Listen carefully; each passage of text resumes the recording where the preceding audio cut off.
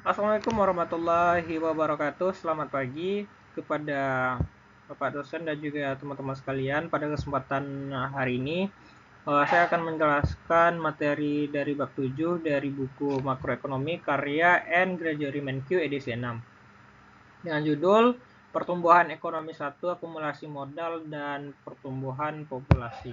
Bab ini adalah salah satu bab paling fundamental dalam makroekonomi karena ia menjawab pertanyaan besar, mengapa ada negara yang kaya dan ada yang miskin, dan apa yang bisa dilakukan untuk meningkatkan standar hidup masyarakat dalam jangka panjang.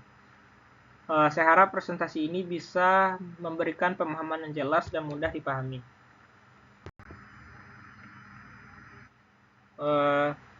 Sebelum masuk ke inti materi, mari kita lihat peta besar dari apa yang kita bahas pada hari ini. Bab 7 ini mencakup 5 pokok bahasan utama. Yang pertama adalah akumulasi modal. Kita akan mempelajari bagaimana fungsi produksi, konsumsi, dan tabungan bekerja bersama untuk membentuk pertumbuhan ekonomi. Yang kedua, yaitu kondisi mapan, dalam bahasa Inggris disebut steady state, yaitu titik keseimbangan jangka panjang perekonomian. Yang ketiga adalah kaidah Hemas atau Golden Rule, konsep yang membantu kita menemukan tingkat modal yang paling optimal untuk memaksimalkan kesejahteraan. Yang keempat adalah dampak pertumbuhan populasi terhadap kondisi mapan. Dan yang kelima, kita akan membandingkan dua pandangan alternatif tentang populasi, yaitu model Malthus dan model Kramer. Kelima pokok bahasan ini saling terhubung dan saling membangun satu sama lain. Baik, kita mulai dari fondasi paling dasar, model pertumbuhan Solow, yang menjadi inti dari bab ini. Dibangun di atas sebuah fungsi produksi. Perhatikan di sisi kiri slide, model ini membuat 4 asumsi dasar. Yang pertama, hanya ada 2 faktor produksi, modal yang kita simbolkan dengan K kapital dan tenaga kerja yang kita simbolkan dengan L kapital. Kedua, fungsi produksi memiliki skala hasil spontan. Artinya, kalau kita gandakan semua input, maka output juga ikut berganda. Ketiga, ada hukum yang namanya produktivitas marginal modal menurun, atau disebut diminishing MPK. Semakin banyak modal yang kita tambahkan, maka tambahan outputnya juga akan semakin kecil. Jadi ini berbanding terbalik ya, jika kita terus menambah modal, maka output yang kita dapatkan, tambahan outputnya akan semakin kecil. Kita berasumsi ini adalah perekonomian tertutup tanpa campur tangan pemerintah. Karena fungsi produksi memiliki skala hasil spontan, kita bisa menentukan trik matematika yang sangat berguna. Kita bagi semua variabel dengan jumlah tenaga kerja. Hasilnya adalah persamaan yang ada di sisi kanan slide, Y sama dengan F dari K. Atau Y sama dengan fungsi dari K. Di sini Y adalah output per tenaga kerja dan K adalah modal per tenaga kerja, yang sering kita sebut intensitas modal. Persamaan sederhana ini Y sama dengan fungsi dari K adalah tulang punggung dari seluruh modal Solow. Semua analisis selanjutnya akan menggunakan persamaan dalam bentuk per tenaga kerja ini. Setelah kita tahu bagaimana output diproduksi, sekarang pertanyaannya, kemana output itu pergi? Ini adalah sisi permintaan dari model. Lihat 3 kartu di slide ini. Kartu pertama menunjukkan identitas dasar dalam perekonomian tertutup tanpa pemerintah. Seluruh output Y digunakan untuk 2 hal, yaitu konsumsi dan investasi. Tidak ada yang tersisa, semuanya habis digunakan. Kartu kedua adalah fungsi konsumsi. Kita asumsikan perilaku rumah tangga sangat sederhana. Mereka mengonsumsi sebesar 1 minus S atau 1 dikurang S dikali Y atau pendapatan mereka. Di sini S adalah tingkat tabungan, yaitu proporsi pendapatan yang ditabung. Misalnya S sama dengan 0,3, artinya 30% pendapatan ditabung dan 70%-nya dikonsumsi. Kartu ketiga adalah yang paling penting untuk pertumbuhan, itu fungsi investasi karena I sama dengan Y dikurangi C. Dan C sama dengan 1 dikurang S dikali Y. Maka dengan substitusi sederhana, kita dapatkan bahwa I sama dengan S dikali fungsi dari K. Artinya investasi sama dengan tabungan, dan inilah kekuatan yang mendorong akumulasi modal. Perhatikan catatan di bawah slide. Semakin tinggi S, maka semakin besar investasi dan semakin banyak modal yang terakumulasi. Inilah mengapa tingkat tabungan suatu negara sangat menentukan kemakmuran dalam jangka panjang. Nah, sekarang kita sampai di konsep inti bab ini, kondisi mapan atau steady state. Perhatikan persamaan besar di bagian atas slide. Di dalam kotak berwarna biru navy, persamaan ini disebut persamaan dinamika modal. Delta K sama dengan S dikali fungsi dari K dikurang delta K. Dikurang delta dikali K. Kita baca satu persatu. Ruas kiri delta K adalah perubahan per tenaga kerja. Ruas kanan terdiri dari dua suku. Yang pertama S dikali fungsi dari K adalah investasi yang menambah modal. Yang kedua delta dari K adalah depresiasi. Delta kali K adalah depresiasi yang mengurangi modal. Delta di sini adalah tingkat depresiasi, yaitu berapa persen modal yang aus setiap tahunnya. Sekarang kita lihat 3 kartu di bawahnya. Ini menggambarkan 3 kemungkinan yang bisa terjadi. Kartu hijau di kiri, K lebih kecil dari K bintang, artinya investasi lebih besar dari depresiasi, sehingga modal bertambah dan perekonomian bergerak naik menuju kondisi mapan. Kartu biru di tengah, inilah kondisi mapan, di mana K sama persis dengan K bintang. Di sini investasi dapat mengimbangi depresiasi.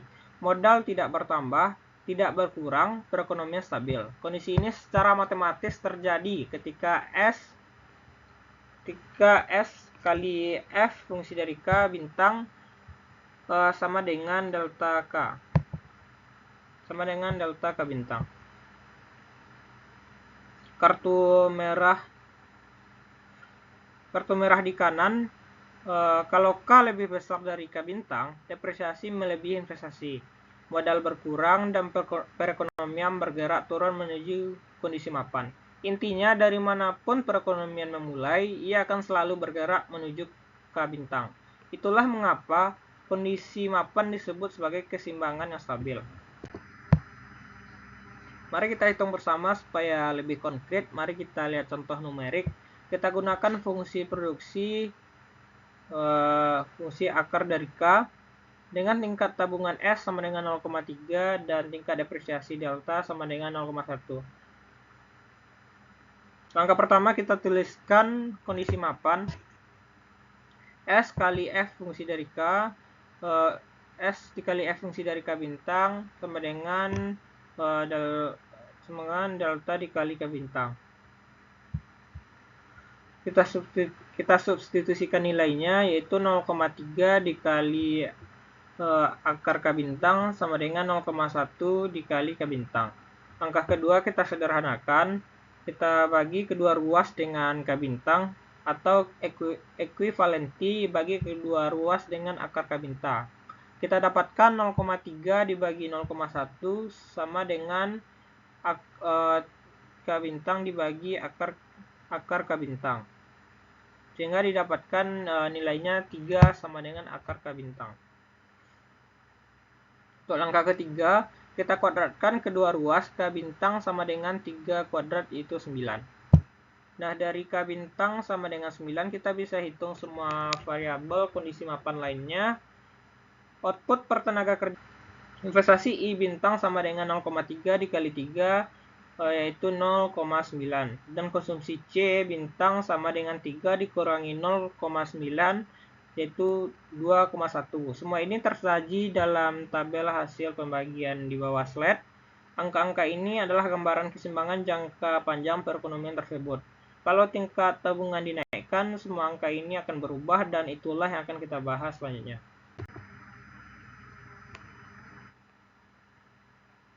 Sejauh ini kita sudah tahu bahwa tabungan yang lebih tinggi menghasilkan kondisi mapan dengan modal lebih banyak. Tapi apakah modal yang lebih banyak selalu baik? Tidak harus. Yang kita inginkan sesungguhnya adalah konsumsi yang tinggi. Karena konsumsilah yang langsung menentukan kesejahteraan. Di sini kaidah emas atau golden rule masuk. Pertanyaannya tingkat modal kondisi mapan mana yang menghasilkan konsumsi tertinggi. Perhatikan formula di sisi kiri. Konsumsi kondisi mapan C bintang sama dengan output dikurangi investasi yang dibutuhkan untuk menjaga modal tetap konstan, yaitu F dari K bintang dikurangi delta kali K bintang. Kita ingin memaksimalkan ekspresi ini. Dengan kalkulus sederhana, konsumsi dimaksimalkan ketika turunan pertamanya 0. Kondisi ini menghasilkan aturan yang elegan, produktivitas marginal modal dikurangi MPK harus sama dengan delta, tingkat depresiasi. Inilah kaidah emas. Sekarang kita lihat sisi kanan, contohnya numeriknya dengan dengan fungsi dari K sama dengan akar K dan delta sama dengan 0,1. Kita mencari K untuk memenuhi MPK sama dengan delta. MPK dari fungsi akar K adalah 1 dibagi 2 akar K. Kita set sama dengan 0,1 dan kita dapatkan 3 bintang kaidah emas sama dengan 25. Outputnya 5, konsumsinya 2,5, lebih tinggi dari kondisi mapan sebelumnya yang hanya 2,1 ketika S sama dengan 0,3.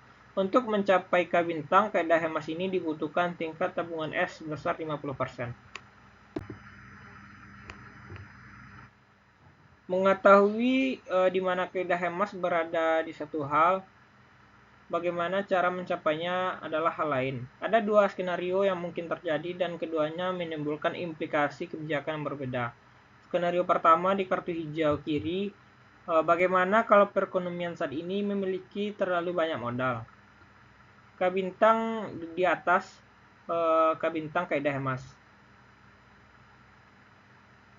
Solusinya adalah menurunkan tingkat tabungan. Ketika S turun, konsumsi langsung naik seketika karena lebih banyak output yang bisa dikonsumsi sekarang. Dalam jangka panjang, modal perlahan turun menuju K bintang kaidah emas dan konsumsi tetap tinggi. Kebijakan ini menguntungkan semua orang baik generasi sekarang maupun mendatang. Skenario kedua di kartu merah kanan,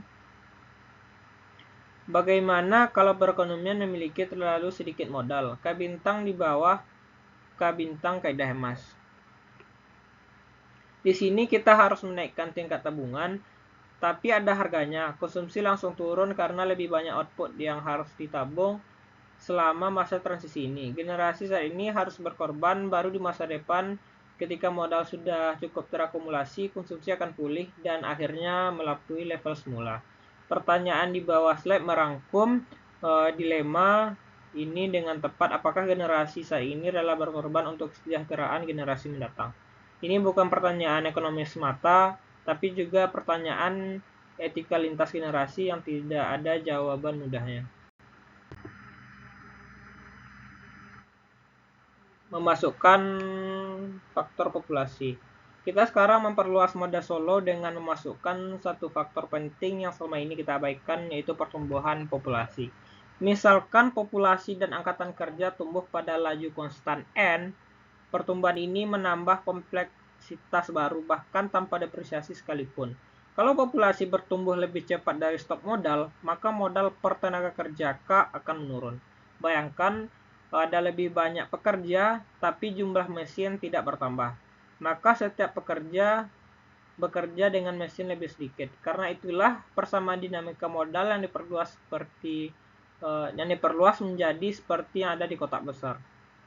Delta K sama dengan S kali F fungsi dari K dikurangi delta plus N dikali K. Sekarang ada suku delta plus N dikali K yang kita sebut investasi impas atau break-even investment. Perhatikan tiga kartu penjelasan. Kartu pertama menjelaskan mengapa ada dua komponen delta kali K untuk menggantikan modal yang terdepresiasi, dan N kali K untuk menyediakan modal bagi tenaga kerja baru. Keduanya sama-sama menguras modal per tenaga kerja. Kartu kedua menunjukkan kondisi mapan baru. S kali F dari S kali F fungsi dari K bintang sama dengan delta plus N dikali K bintang. Garis investasi impas sekarang lebih curam sehingga kondisi mapan K bintang menjadi lebih rendah.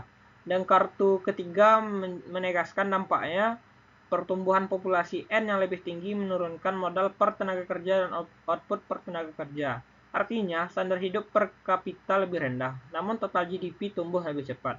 Dan kaidah Hemas juga berubah, kini MPK harus sama dengan delta plus N. Jebakan substitusi ala Malthus. Setelah membahas model forma Solo, kita sekarang melihat dua pandangan alternatif tentang peran pertumbuhan populasi. Yang pertama adalah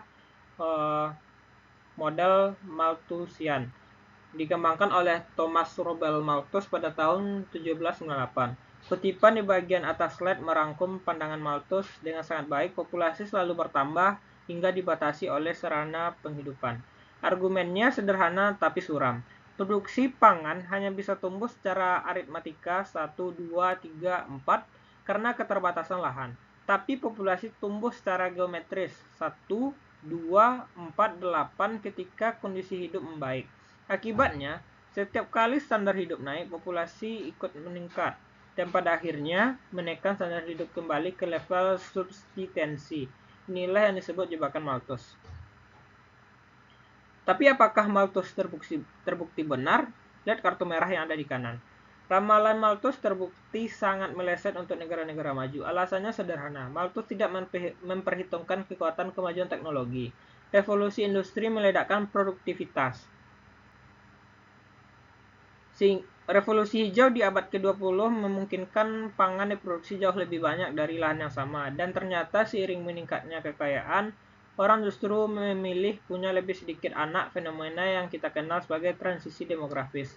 Meski demikian, di negara yang sangat miskin dengan akses teknologi terbatas, jebakan Malthus masih relevan sebagai kerangka analisis. Populasi sebagai mesin inovasi. Pandangan yang berseberangan 180 derajat dengan Malthus datang dari Michael Kramer, seorang ekonom Harvard yang menerbitkan teorinya pada tahun 1993. Logika Kramer ada di kartu kiri. Kalau Malthus melihat populasi sebagai beban, Kramer melihat populasi sebagai sumber daya.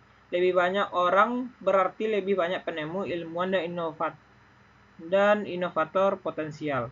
Dan yang lebih penting, pengetahuan bersifat non-rival, artinya kalau satu orang menemukan cara baru membuat sesuatu, semua orang bisa menggunakannya tanpa mengurangi manfaat bagi penemu. Ini berbeda total dengan barang fisik seperti makanan atau tanah. Jadi populasi yang lebih besar justru mendorong inovasi yang lebih besar dan standar hidup yang lebih tinggi. Kartu kanan menjelaskan bukti empirisnya. Kramer menguji teorinya dengan data historis jangka panjang yang sangat menarik. Ia membandingkan berbagai wilayah di dunia yang terisolasi satu sama lain sejak akhir zaman es. Wilayah dengan populasi padat seperti Eurasia mengalami kemajuan teknologi jauh lebih besar, sementara wilayah terisolasi dengan populasi kecil seperti Tasmania dan sebagian Amerika tertinggal secara teknologi. Dan secara global, laju pertumbuhan ekonomi dunia semakin cepat seiring bertambahnya populasi, persis seperti yang diprediksi Kramer. Jadi, siklus virtuous, populasi lebih besar menghasilkan lebih banyak inovasi, inovasi meningkatkan kemakmuran, kemakmuran memungkinkan populasi tumbuh lebih besar lagi.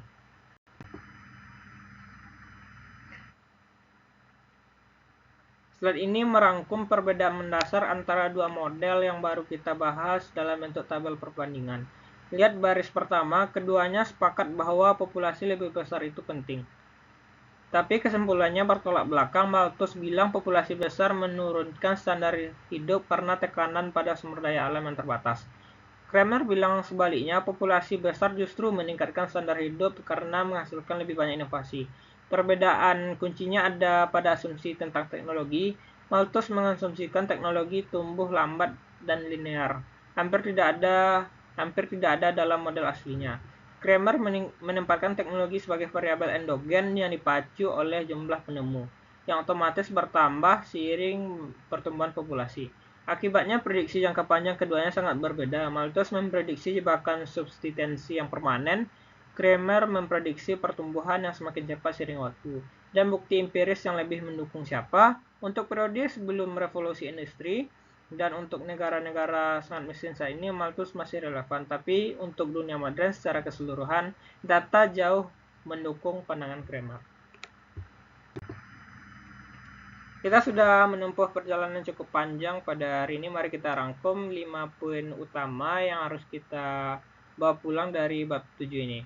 Poin pertama tentang akumulasi modal. Tingkat tabungan S yang lebih tinggi menghasilkan lebih banyak investasi, yang menaikkan stok modal kondisi mapan K bintang, yang pada akhirnya meningkatkan output dan standar hidup jangka panjang. Tabungannya adalah kunci kemakmuran jangka panjang. Poin kedua tentang kondisi mapan.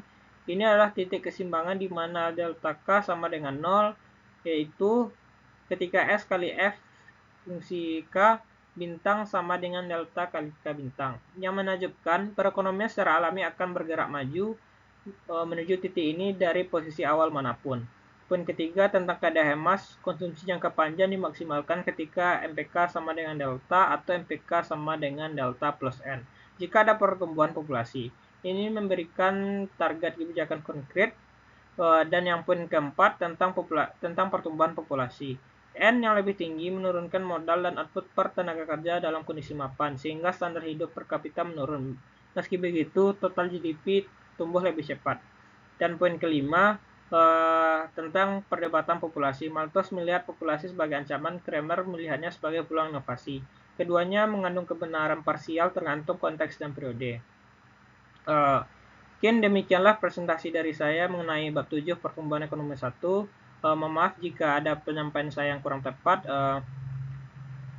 Wassalamualaikum warahmatullahi wabarakatuh.